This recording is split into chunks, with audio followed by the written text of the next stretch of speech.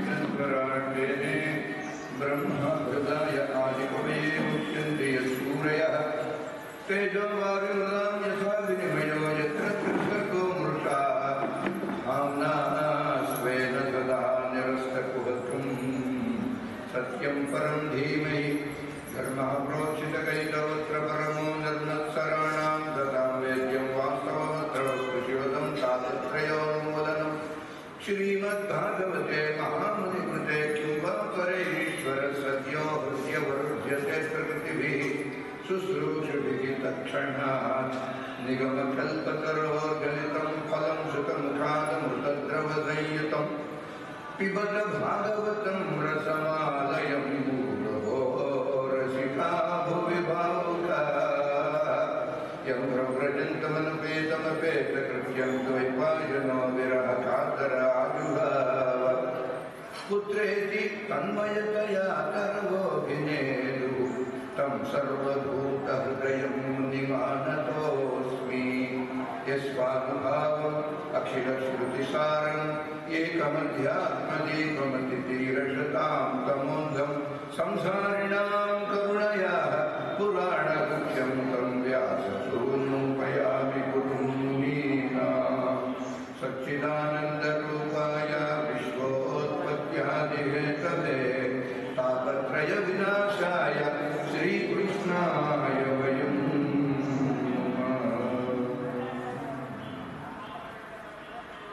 नारायणं नमस्कृत्य नरं चैव नरोत्तमं देवीं सरस्वतीं व्यासं ततो जयं उदीरये।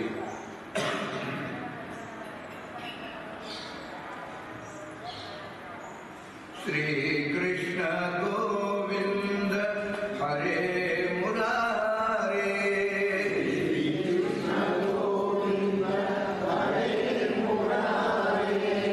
हे नाथ नारायण वासुदेवा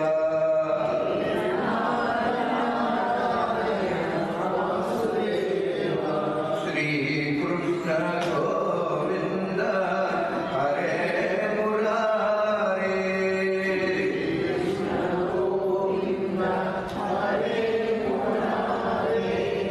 हे नाथ नारायण वासुदेवा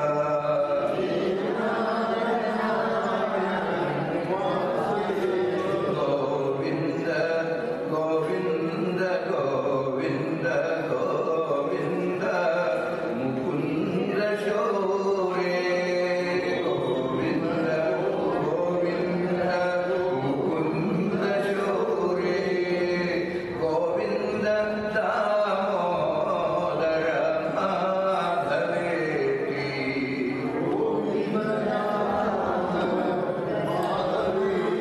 श्रीकृष्ण गोविंद हरे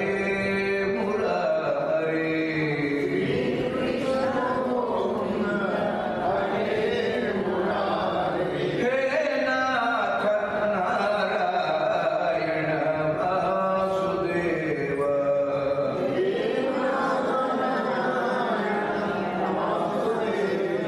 गोविंद गोविंद गोविंद गोविंद मुकुंद शौरे गोविंद गोविंद मुकुंद शौरे गोविंद दामोदर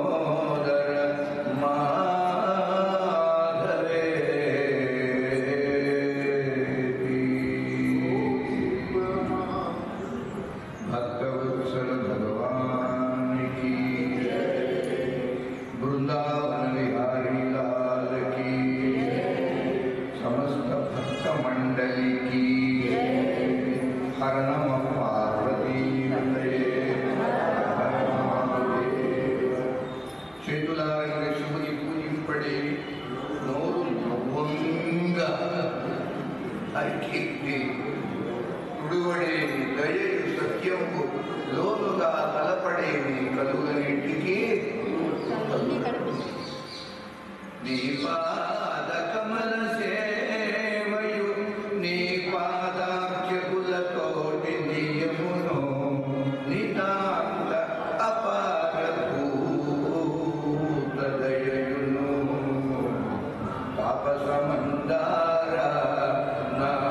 దయ చేయగదే. నామ సంకీర్తనం యస్య సర్వపాప ప్రణాశనం ప్రణామో దుఃఖశమనః తం నమామి హరిం పరం. నాస్తి నాస్తి కలౌ నాస్తి హరినామ వినా గతి తస్మాద్యోక్తవ్యం హరే నామైవతే.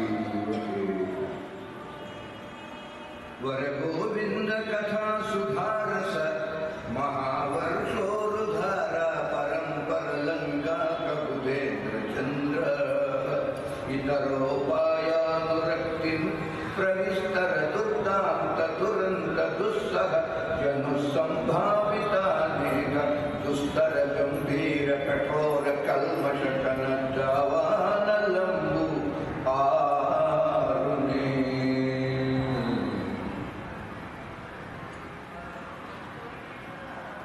శ్రీ కైవల్య పదంకు చేరుటకునే చింతించన లోకరక్షయికారంభకు భక్త పాలన కళా సంరంభకు దానవోద్రేక స్తంభకు కేళిలోల విలస విద్యాల సంభూత నానా కన్యాత భవాండ కుంభకు మహానందాంగన డింభకును శ్రీ కైవల్య పదంకు చేరుటకునై చింతించద.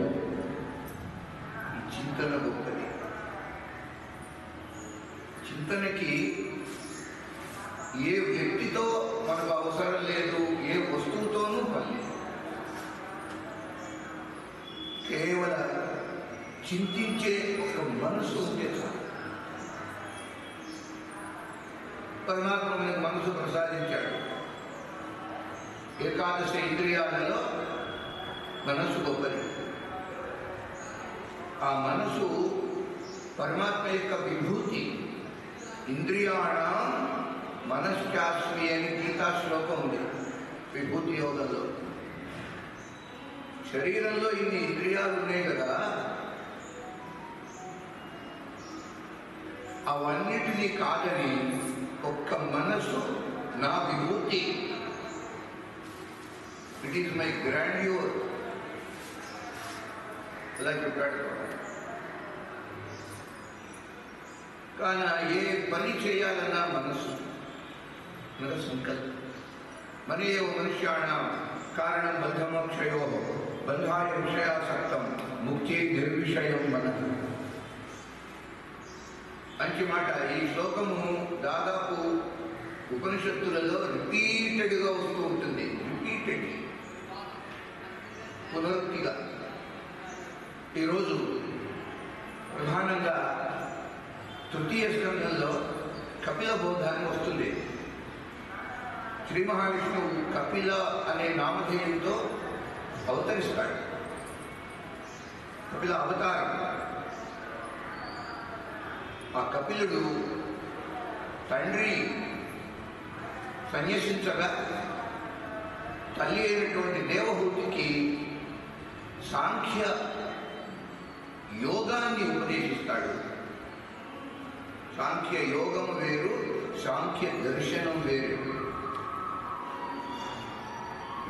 ఆ సాంఖ్య యోగాన్ని ప్రవచించడానికి తల్లికి ఉపక్రమిస్తూ కపిలుడు మొట్టమొదటిగా అన్నటువంటి మాట ఇందాక మనం చెప్పుకున్న శ్లోకం, చిత్తమేవహి సంసార. ఈ చిత్తమే సంసారం. చిత్తం ఎక్కడ ఉంటే అక్కడ సంసారం ఉంటుంది. జాగ్రత్త అవస్థలో ఇప్పుడు మనం ఉన్నాం. ఇది జాగ్రత్త అవస్థ. విశ్వరూప జాగరణి అని లలితా సహస్రనామం. అన్ని లలితలో ఉన్నాయి. మనం గుర్తించాలి. ఈ జాగ్రత్త అవస్థ ఇక్కడ మన మనసు పుష్కలంగా పనిచేస్తుంది. మనసు పని చేయకపోతే మాకు మాట రాదు, మీరు వినలేరు. ఆ మాటల్లో ఉన్న స్వారస్యాన్ని గ్రహించి ఆనందింపలేదు. జాగ్రత్తలో ఇది స్వప్నంలోకి వెళ్ళాం అంటే సుషుప్తికి వెళ్ళే ముందు స్వప్నం వస్తుంది. అది రెండవ దశ. స్వప్నంలో కూడా మనసు పనిచేస్తుంది. ఈ ప్రపంచం ఉండదు అక్కడ, మరో ప్రపంచం స్వప్నంలో దర్శిస్తాం. అక్కడ ప్రపంచం ఉన్నది కనుక మనసు ఉంది. కానీ గాఢ సుషుప్తిలోకి వెళితే నిద్ర, డీప్ స్లీప్, ఆ గాఢ సుషుప్తిలో మనసు అంచేతనే ప్రపంచం అక్కడ తెలియదు, ఏమీ తెలియదు. నిద్ర లేచిన తర్వాత కమ్మగా నిద్ర పట్టింది అన్న ఒక అనుభవం మాత్రం మనకి మిగులుతుంది. కమ్మగా నిద్ర, ఆనందంగా పడుతున్నాను. ప్రాణం ఎక్కడికి పోయిందో అది మన అనుభవం. ఆ అనుభవించింది ఎవరు? నేనే అనుభవిత. నేనే అనుభవించాను ఆ నిద్ర సుఖాన్ని. ఎందుకు సుఖం అనుభవించాను? ఇక్కడ మనసు లేదు కదా. కానీ వేదాంతం ఉంటుంది, ఎత్ర ఎత్ర మనః తత్ర తత్ర సంసార. ఎక్కడ మనసు ఉంటే అక్కడ సంసారం ఉంటుంది. సంసారం అనగా ఏమి? లోకల్లో ఒక భ్రాంతి ఉన్నది, భ్రమ, అపప్రథ అంటారు, మిస్అండర్స్టాండింగ్. ఏమిటది? సంసారం అంటే పుట్టడం, పెరగటం, బ్రహ్మచర్యం, ఆ తర్వాత వివాహం, సంతానం ప్రాప్తి, వాళ్ళని పెంచడం, పోషించడం, మళ్ళీ వాళ్ళకి సంతానం కలగడం, ఇల్లు వాటిల్లో పెట్టుకోవడం, ఏదో ప్రారంభంలో ఉన్నంత ధన సంపాదన చేసుకోవడం. ఇది సంసారం అని లోకులు భ్రమిస్తారే. ఇది సంసారం కానే కాదు. Not at all. ఇదే సంసారం అయితే మన మహర్షులందరూ ఈ సంసారం చేసిన వాళ్ళే, మన గోత్ర ఋషులు. సంసారం అంటే ఇది కాదు. ఒకే ఒక మాట, సంసార అవిద్య. అవిద్యయే సంసారం.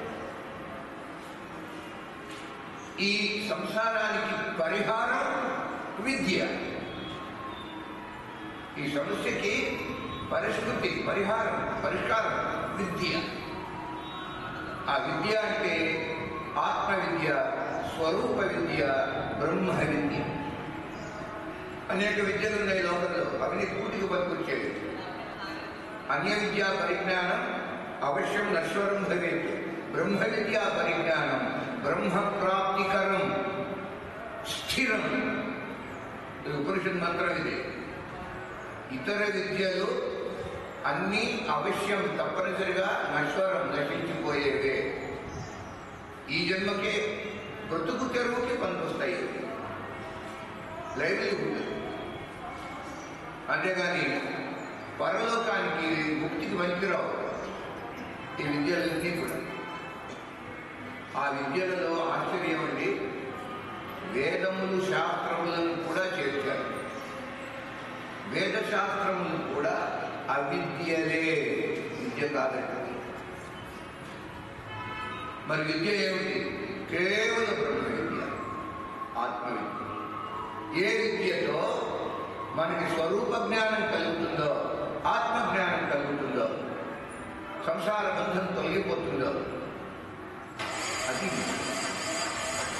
సా విద్య యా విముక్తయే.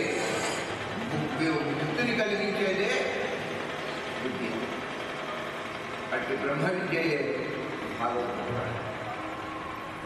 పురాణంలో కథలు కథలుగా ఉంటుంది పురాణం. అయితే ఆ కథలలో బ్రహ్మ విద్య ఎక్కడ ఉన్నది మనం అన్వేషించాలి, గాలించాలి, వెతకాలి. ఎందెందు వెతకి చూచినా అందరికీ దానివల్ల. సో వెతకటము చూడండి. వెతకని వాడు ఏం చూడలేడు. ఆ వెతకటమే సాధన. ఇదంతా ఆ సాధనే. అందులో చాలా విశేషంగా శ్రవణం గొప్పది. దేవి భాగవతంలో ఒక మాట ఉంది, ప్రారంభంలోనే వస్తుంది. శ్రవణం సర్వధర్మేభ్య పరమో ధర్మోచ్యతే. ఎన్నో ధర్మములు ఉన్నాయి, అన్ని ధర్మాలని మించినది శ్రవణం. ఎవరికి, ఏ వ్యక్తికి, ఏ స్త్రీకి, ఏ పురుషుడికి శ్రవణం పట్ల ఆదరణ ఉండదో అటివాడు పశువు ప్రోక్త, పశువుగా చెప్పబడ్డాడు. ఇది పశుత్వం తప్ప మానవత్వం అనిపించుకోదు. పుట్టింది ఎందుకు? పరమాత్మ గురించి వింటానికి.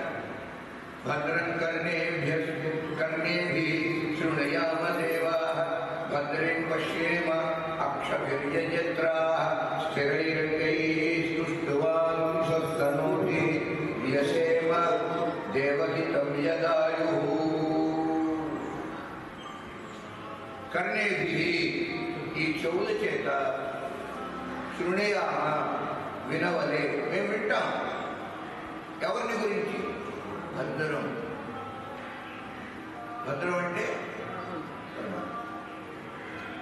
ఒక్క భగవంతుని యందు తప్ప ఎక్కడా భద్రత లేదు. మిగతా అంతా అభద్రం. ఆ వీరభద్రుడు ఒకడే భద్రుడు. వీరభద్రుడు అంటే శివస్వరూపుడు, శివ అవతారం. ఉపమాటండి. ఆ భద్రత వీరత్వంతో కూడిన భద్రత. అందువల్ల భద్రశబ్దానికి కళ్యాణం అని, పరమశ్రేయస్సు అని, మోక్షం అని అర్థం. ఈ రెండు చెవులు మనం చూడండి. ఆ తర్వాత మంత్రంలో కళ్ళ గురించి చెప్పింది వేదం. ఇది వేద మంత్రం. కానీ మొట్టమొదటిగా చెవులనే అందుకుంది. న్యాయంగా అయితే కళ్ళు లేకపోతే ఏం లేదంటారు. కళ్ళు లేకపోతే మనిషికి ఏం లేదు. మీరు అర్థం కాలేదా? కలియుగం లేదు. కళ్ళు లేకపోతే కలియుగము లేదు. దీనికి ఎవరెవరు సంస్కారాన్ని బట్టి వారు అర్థం చేసుకోవచ్చు. కలియుగం లేదు, కళ్ళు లేదు. ఎందుకంటే ఈ కలి అంటే దోషం కదా. మనిషి లోపలికి కళ్ళ ద్వారా పోతుంది. కలి ప్రవేశం ఎట్లా మనలోకి, మనసులోకి అంటే ఏ ఇంద్రియం ద్వారా?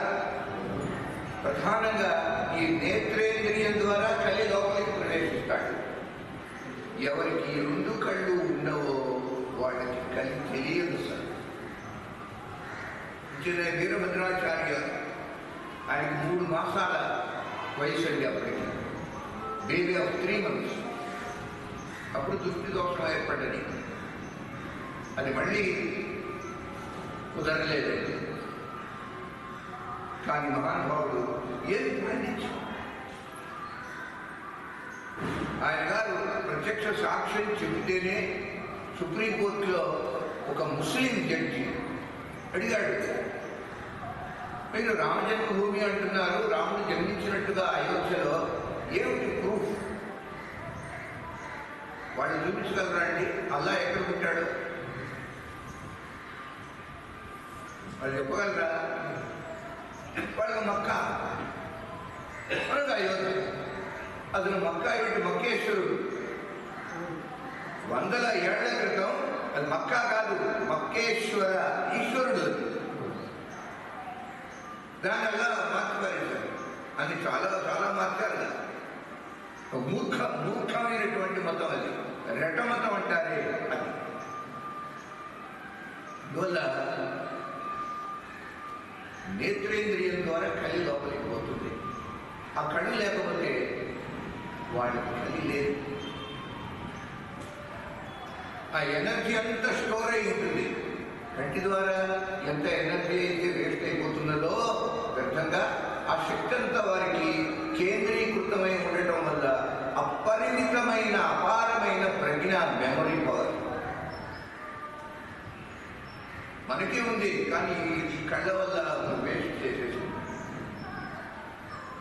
అందువల్ల ఎక్కడెక్కడ మనస్సు ఉంటుందో అక్కడ సంసారం, ప్రపంచం కూడా ఉంటుంది. భాగవత శ్రవణం వల్ల మనోలయము ఏర్పడుతుంది.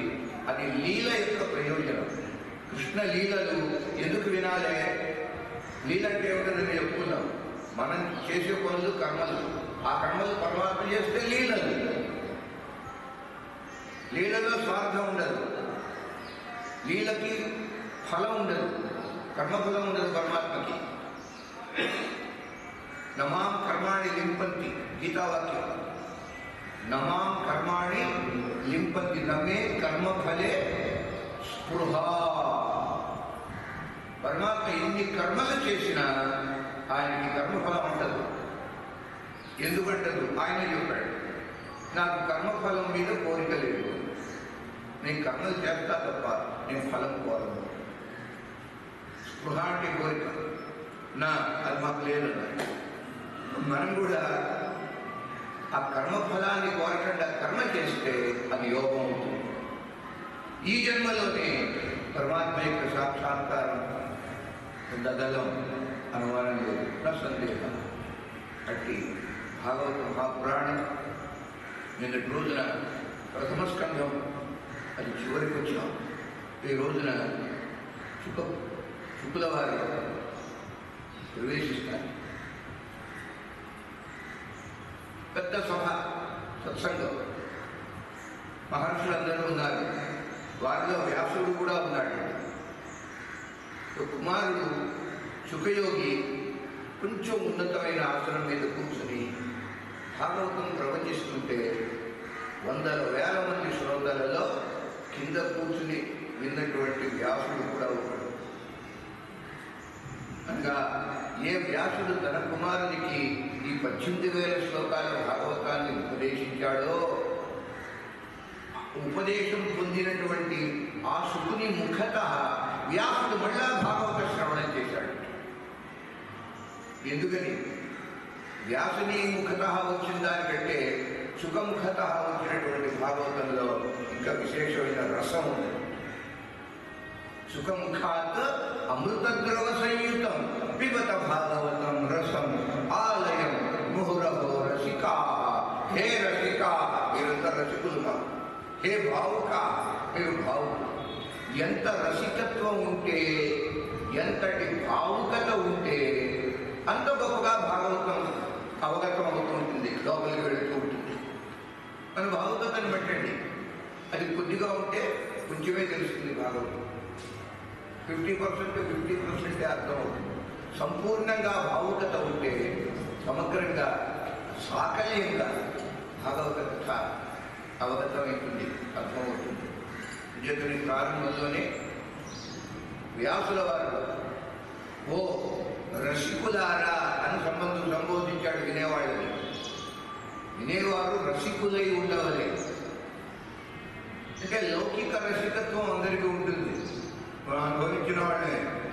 అలాగా పరమాత్మ గురించి చెప్పేటటువంటి విషయం, ఆయన రసస్వరూపుడు.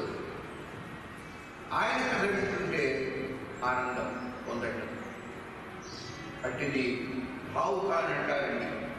అందువల్ల ప్రథమ స్కంధంలో మహానుభావుడు ప్రవేశించబోతున్నారు శుకయోగి.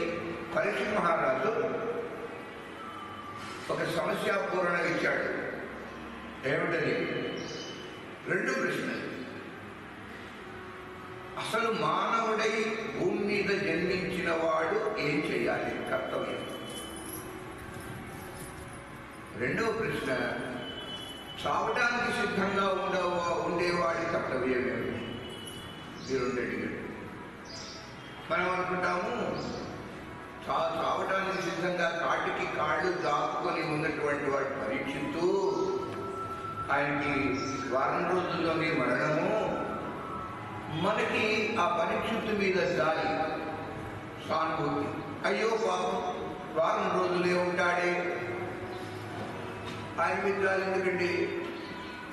పరీక్షిత్తు చస్తే వారం లోపల చావడు, వారం లోపల చస్తే చావుడు పరీక్షిత్తు. మనకి ఆ గ్యారంటీ ఉందా? ఎవడు లక్కీ? మరి వాటి మీద మనకు జాలి ఉంటే, నా మీద నాకు జాలి ఉండాలి. నాకు గ్యారంటీ ఇవ్వాలి రిజర్వ్ బ్యాంక్. ఎప్పుడు మరణం వస్తుందో తెలియదు. నా జాను కిత్తి మారి హై, క్యా ఘర్ క్యా పరదేశ్, కబీరా గర్వ కి నకీజియే కాల గహే కర్కేష్. వచ్చుడే అవుతా ఇలా జుట్టు పట్టుకున్నది ఇక్కడ ఉంది. ఎప్పుడు మనం జన్మించామో జన్మతోనే మరణం కూడా పుట్టింది మనకి. అది ఏ క్షణమో తెలియదు. కానీ పరీక్షిత్ మహారాజు గ్యారంటీగా వారం బతుకుతాడో. అందువల్ల మన మీద మనం జాలి పడాలి, ఇతరుల మీద జాలి అక్కడ. ఎవరి ప్రార్థన వాళ్ళు అనుభవిస్తున్నారు, మన జాలి ఎందుకు? ఎవరు చేసుకున్నది వారు అనుభవిస్తున్నారు. అందువలన పరీక్షితు అలా ప్రశ్న వేశాడు, నేనేం చేయమంటారు? ఏం జపం చేసేది? ఏదైనా కర్మ చేయమంటారా? చూడండి, పరీక్షితుకి ఒకవేళ స్వర్గం మీద ఆసక్తి ఉన్నదనుకోండి, నేను స్వర్గానికి వెళ్ళాలి, ఎలాగో మరణం ఉందిగా వారం రోజుల లోపల, అది తప్పించుకోవడానికి స్వర్గానికి వెళ్ళవచ్చు. ఏం చేస్తే స్వర్గలోక ప్రాప్తి? ఏం చేస్తే వస్తుంది? జ్యోతిష్ఠోమము అని వేదం చెప్పింది, ఒక యజ్ఞం, జ్యోతిష్ఠోమం అంటారు దాన్ని. ఆ జ్యోతిష్ఠోమం అనేది ఆచరిస్తే స్వర్గలోక ప్రాప్తి. జ్యోతిష్ఠోమేన స్వర్గకామో యజేత అని శృతి వేదం చెబుతున్నది. ఆ జ్యోతిష్ఠోమం చేయడానికి సమయం సరిపోతుందా అని ప్రశ్న వచ్చింది, సాగిపోతుందండి. జ్యోతిష్ఠోమం 5 రోజుల కార్యక్రమం, దీనికి వారం రోజులు ఉందిగా. చక్కగా ఆనందంగా జ్యోతిష్ఠోమ యాగాన్ని కనుక మీరు చేసుకున్నట్లయితే స్వర్గలోకానికి వెళ్ళిపోవచ్చు. కానీ లాభం ఉందండి, మళ్ళీ ఇక్కడికి రావాల్సిందే కదా. అలా భావించి నాకు అక్కర్లేదు ఆ స్వర్గలోకం వల్ల మహర్షులు ఏం చెప్పలేకపోయారు. అవి వచ్చి కూర్చున్నారు, ఒకే ఒక మాట అన్నారు, రాజా నీ జన్మ చాలా గొప్పది. సగుణ బ్రహ్మని దర్శనం చేస్తూ నువ్వు పుట్టావు. మాతృగర్భంలో చనిపోయిన నిన్ను పరమాత్మ బ్రతికించాడు. అంత గొప్పవాడు నువ్వు. నీ జన్మ ఎంత విలక్షణమో నీ మృత్యువు కూడా అంతే విలక్షణంగా ఉంటుంది అని మేము భావించి నీకు ఏ విధంగా మృత్యువు కలుగుతుందో, నీవు మోక్షాన్ని ఎలా పొందుతావో చూద్దామని ఉత్సుకతతోటి, జిజ్ఞాసతోటి మేము ఇక్కడికి వచ్చాము. అంతేగాని గంగా స్నానం చేసి మేము పవిత్రం అవుతాం. మేము ఆల్రెడీ పవిత్రం, మరి గంగా స్నానంతో బలేదు. అలా చెప్పారు. కానీ ఏం చేయమంటారు నన్ను అన్నదానికి ఏం చెప్పగల మహర్షులు. అప్పుడు మల్లగులాలు పడుతుంటే శ్రీ సుఖయోగేంద్రులు అక్కడే ఉన్నాడు. ఆయన అదృశ్యంగా ఉన్నాడు, ఇప్పుడు దృశ్యం అయ్యాడు.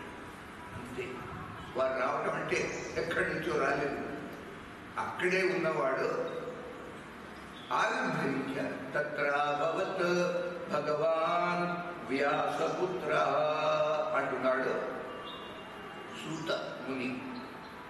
ఓం నమో భగవతే ఓం నమో భగవతే నారాయణాయ. చెప్పండి, భాగవత ప్రవచనంలో సంకీర్తన ఒక అవిభాజ్యమైన అనివార్యమైన అంగం. మధ్య మధ్యలో పరమాత్మ స్మరణ, నామస్మరణ చేస్తూ వినాలి కథ. నామస్మరణాత్ అన్యోపాయం నహి పశ్యామః భవతరణే. రామ హరే కృష్ణ హరే తవ నామ జపామి సదా వదామి సదా నృహరే. చేత నామ సంకీర్తన పూర్వకంగా శ్రవణం చేయాలి భాగవత పురాణాన్ని. స్వామి సుఖయోగీంద్రులు ప్రవేశించారండి. ఎలా ఉన్నారు? 16 ఏళ్ల వయసులో ఉన్నాడు ఆ మహానుభావుడు. పుట్టేటప్పుడే 16 ఏళ్ళు. అలా వచ్చేటప్పటికి అందరికీ తెలుసు శుక్రవారం అంటే ఎలా ఉంటారు. దిగంబరంగా ఉంటాడు, వికీర్ణ కేశ, ఏమి తేజస్సు పాల భాగంలో. అందరూ గుర్తించారు. ఓ సుఖదేవులు వారు వచ్చారు, అందరూ నిలబడ్డారు. అలా నిలబడ్డ వారిలో వ్యాసుల వారు కూడా ఉన్నారు. తం ద్వ్యష్టవర్షం ద్వి అష్ట అంటే 2 8 ఎంతైంది? 16 వయసులో వచ్చారు. తం ద్వ్యష్టవర్షం సుకుమార పాదకరోరువాగ్వంసకపోల గాత్రం చార్వాయతాక్షోన్నసతుల్య కర్ణ స్త్రీణాం మనోజ్ఞం రుచిరం స్మయేన. మహాత్ముని 16 ఏళ్ల నవయౌవనం చూచారు. మందగమనం, మెల్లగా అడుగులో అడుగేసి మెల్లగా వచ్చారు. ఎన్నో గుణ విశేషాలు. వారిని ఏ స్త్రీ చూసినా సరే అంత ఆకర్షణకు మోహానికి లోనవుతుందిట. స్త్రీణాం మనోజ్ఞం, ముక్తికాంత సైతం ముచ్చట పడుతుంది అన్నాడు పోతనామాత్యుడు. ఈ మాట మూలంలో లేదు. మూల భాగవతంలో స్త్రీణాం మనోజ్ఞం అంత మాత్రమే ఉంది. స్త్రీలు కూడా చూచి మోహించేటటువంటి అద్భుతమైన రూపం. కానీ పోతనామాత్యులు వారు అన్నారు, ఆఫ్టర్ ఆల్ స్త్రీలు ఆకర్షణలో పడ్డారు, మోహించలేయాలంటే ఆశ్చర్యమే ఉందండి. ముక్తి కాంత కూడా మోహపడుతుందిట ఈ శుకుణ్ణి చూస్తే. ఏ కాంత అండి? ముక్తి కాంత. అంటే మీకు మనసులోకి ఆ భావం వచ్చిందా? ముక్తి స్త్రీలింగ శబ్దం కదా, భక్తిలాగా కనుక పోలిక. ముక్తి అనే స్త్రీ ఆవిడ చూసిన శుకుణ్ణి ఎంత సోగసుగాడే మన చింతలోనే దోచినాడే, ఎంత సోగసుగాడే మోము కలువారెడే నా నోము ఫలము విడే అన్నట్టుగా. మాకు గొంతు సరిగా ఉండదు, ఏదో వచ్చి రానట్టుగా. చేత ముక్తి కాంత కూడా మోహింపబడేటటువంటి రూపం ఉండే వారిని ఇతర కాంతలెల్లా ఏమి చెప్ప అన్నాడు పోతనామాత్యులు. అలాంటి మహానుభావుడు ప్రశాంతమాసీనం అకుంఠమేధసం మునిం నృప భాగవత అభ్యుపేత్య. శుకుని యొక్క రూపాన్ని, స్వభావాన్ని, రూపమేమో బయట కనిపించేది, స్వభావం లోపల ఉండేది, రెండింటినీ వర్ణించాడు వ్యాసుల వారు. సుఖబ్రహ్మ నిరపేక్ష, గొప్ప మాట. ఆయనకి దేని యందు అపేక్ష లేదు. దేని యందు ఎందుకని? దేని యందు అపేక్ష అంటే కోరికండి, భ్రమ, భ్రాంతి. దేని యందు భ్రాంతి లేదు అని ఊరికే వింటాం కాదు, ఎందుకు భ్రాంతి లేదని కూడా తెలుసుకోవాలి. అలాంటిది మనకి ప్రయోజనం. అప్పుడు కథ విన్నందుకు సార్థకత. శీశుకుల వారు దేని యందు అపేక్ష కలిగి లేరు. ఎందుకని అంటే అంతా తానే అయి ఉన్నాడు కనుక. దానికి సర్వాత్మ భావం అని పేరు. దక్షిణామూర్తి స్తోత్రానికి అది ఫలశ్రుతి. సర్వాత్మ భావము అంటే సర్వము నేనే అని అనుభవపూర్వకంగా ఏ మహాత్ముడు గ్రహిస్తాడో అంతా తానే అయినప్పుడు ఇంకా తాను కోరేదే ఉంటుందండి. నాది కానప్పుడు నేను కోరను, అంతా నేనే కోరిక ఉంటుంది. ఇంకా అది భగవత్ స్వరూపం, సర్వాత్మభావం. అదే మోక్షం అంటే జీవన్ముక్తి. సర్వము తానే అయిన వాడేవాడు వాణి ఆత్మభవన్ నే శరణంబు. గొప్ప మాట. సర్వము తానే అయినవాడు. ఎప్పుడు గుర్తులు పెట్టుకోవాలి ఈ మాట. అంతా తానే, తాను కానిది ఏమీ లేదు, తనకంటే ఇతరంగా ఏమీ లేదు. నా అన్యత్ మత్త, మంచి శ్లోకం భగవద్గీతలో, మత్త పరతరం నా అన్యత్ కించిదస్తి ధనంజయ మయి సర్వమిదం ప్రోతం సూత్రే మణిగడా ఇవ. ఇదం సర్వం, ఇదంతా కూడా నాలోనే ఉన్నది అంటున్నాడు పరమాత్మ. నాలో ఉన్నది. అంతస్థం యస్య విశ్వం సురధర ఖగ భూగో భోగి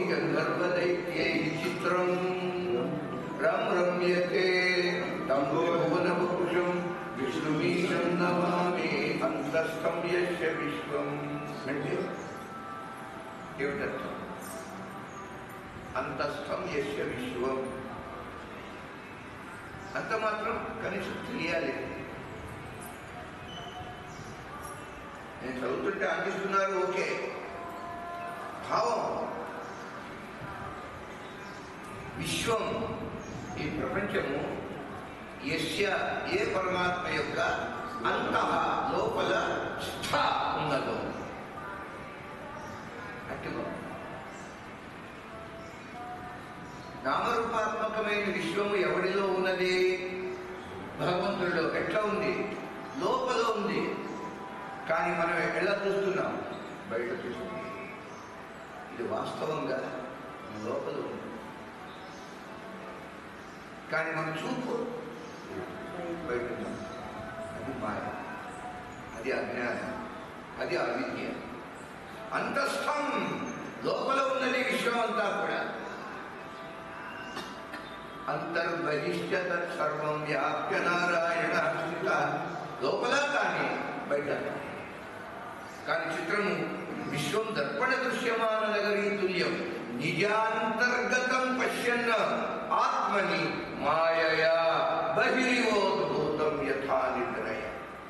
మాయ వలన లోపల ఉన్నటువంటి ప్రపంచాన్ని బయట ఉన్నట్టు చూస్తున్నాం మనం.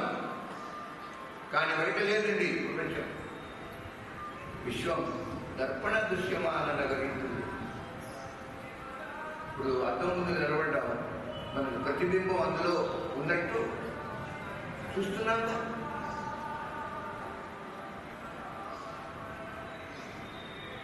దక్షిణామూర్తి స్తోత్రంలో మొట్టమొదటి శ్లోకం చేత శుక్లవారు ఎటువంటి వాడు అంటే అనపేక్ష, ఆయన దేని యందు ఆశ లేదు, దేని యందు భ్రాంతి లేదు.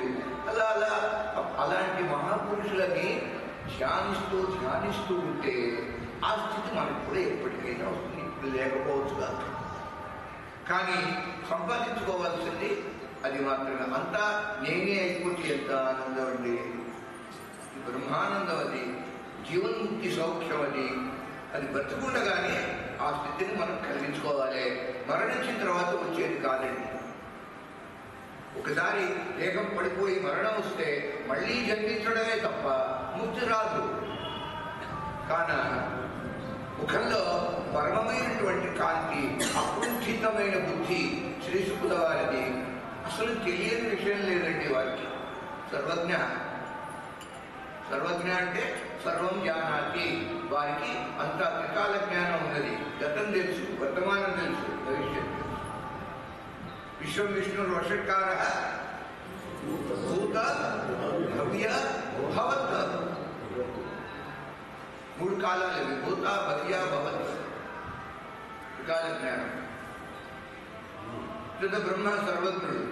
అమ్మవారు కూడా అంతే. సర్వజ్ఞ, సాంద్ర కరుణ, సమానాధిపవర్జిత, సర్వజ్ఞ అని దీర్ఘం పెడితే లలిత అమ్మవారు. సర్వజ్ఞ అంటే శివుడు.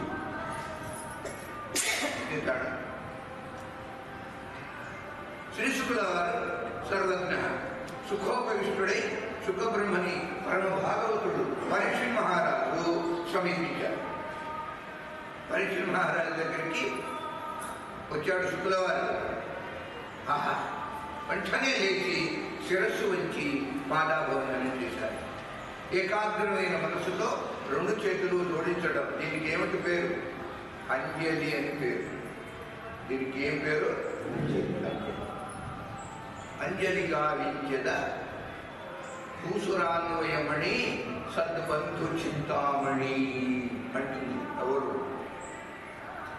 రుక్మిణీ కళ్యాణంలో ఆ రుక్మిణీ దశమస్కందంలో బ్రాహ్మణోత్తమునికి అంజలి గారు. ఇదొక ముద్ర. పరమాత్మ దగ్గరికి వెళ్ళి చాలా ఇష్టం అండి ఈ ముద్ర. పరమాత్మకి చాలా ఇష్టం. ఉండిపోతాడు. అసలు ఇలా నమస్కారం చేస్తేనే అది ఒక మహాయజ్ఞం అన్నారు. నమస్కరించడం ఉన్నదే త్రికరణములతో, మనశుద్ధితో, ఏకాగ్ర చిత్తంతో అంజలి గావించడం ఉన్నదే మహాయజ్ఞం. నమస్కార మహాయజ్ఞ ప్రోక్త. ఆ విధంగా అంజలి గావించాడు పరీక్ష మహారాజు. ఏమిటి అంజలి అంటే అర్థము? మనకంటే పాప అంజలి అదే తెలుసు. అంజలి అంటే ఆవిడే గుర్తుకొస్తుంది, స్ఫురణకొస్తుంది.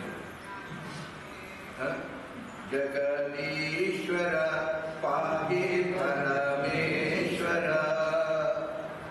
అదే గుర్తు. మంచిదే. శ్రీశైలంలో ఉన్నాం, స్వామి తెలుసుకుంటున్నాం. అంజలి అంటే అహ. అహ అంటే విష్ణుమూర్తి. ఆ రాసి పక్కన 2 సున్నాలు పెడితే ఏమవుతుంది? అహ అవుతుంది. ఈ అహ అంటే విష్ణువు. ఏకాక్షరం. ఏకాక్షర శబ్దాలని మోనోసిల్లబిక్ అంటారు. ఒకే ఒక అక్షరం, అది శబ్దం. పరమాత్మకి ఆ అహ ఎవరు పెట్టారండి? పరమాత్మ చెప్పాడు గీతలో, విభూతి యోగంలో అక్షరాణ అకారోస్మి అన్నాడు. అక్షరాలలో ఆ అంటే నేనే. ఈ ఆయే అనేక భాషల్లో కించిత్ మార్పండి. ఆ ఏ అయింది ఇంగ్లీష్, ఇట్లా ఇట్లా ఇతర భాషల్లో. అంచేత ఆ అంటే పరమాత్మ. విష్ణు జలయతి ఇది అంజలి. ఏ ముద్ర పరమాత్మ యొక్క కఠినాతి కఠినమైన మనస్సును కూడా ద్రవింపచేస్తుందో దానికి అంజలి ముద్ర.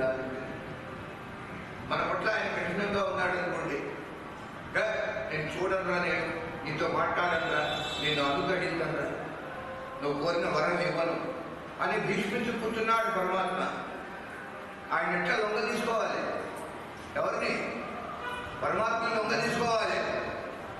మనుషులు లొంగ తీసుకుంటే ఏమొచ్చి వస్తుంది? వాడు వస్తాడు, వీడు వస్తాడు. పరమాత్మని వశపరుచుకోవాలి, లొంగ తీసుకోవాలి. ఏమిటి? 2 మార్గాలు ఉన్నాయి. భక్తి శాస్త్రం అంటుంది, నామంతో పిలు భగవంతుడిని.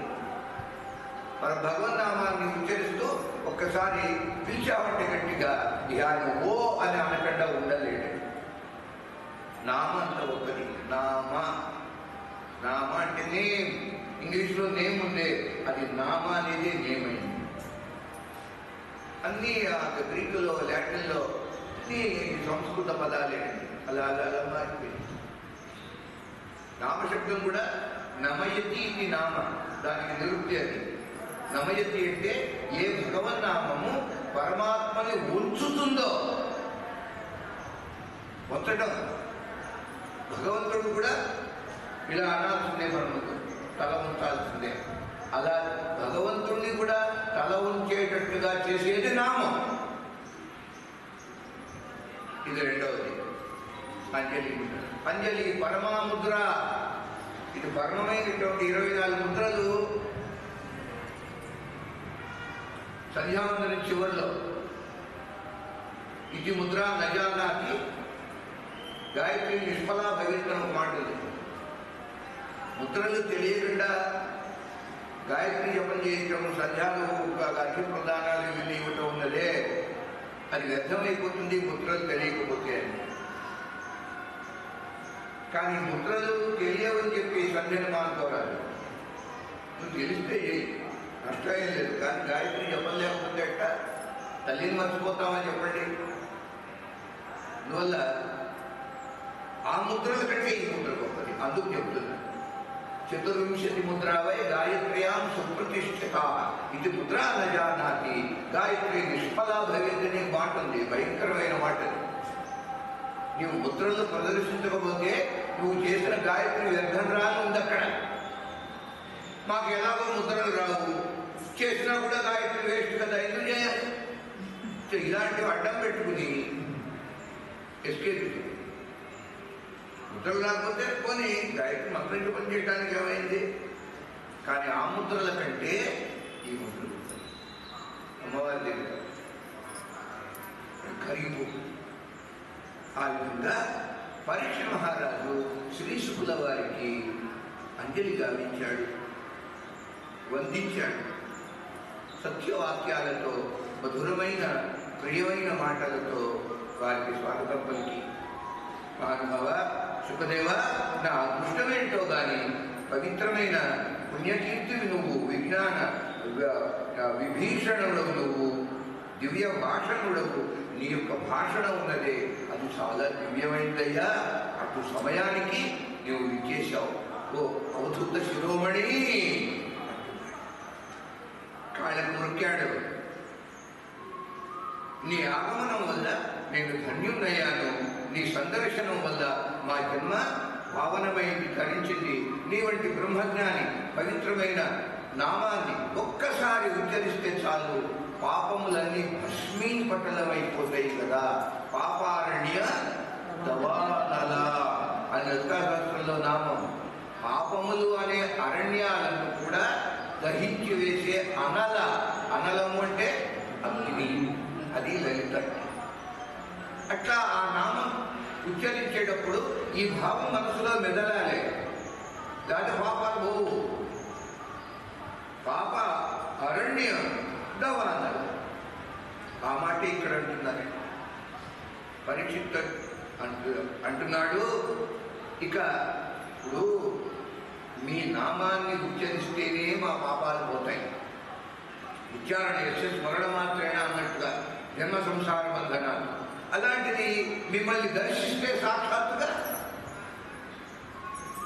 మీ మాటలు వింటే ప్రత్యక్షంగా, మీ పాదాలని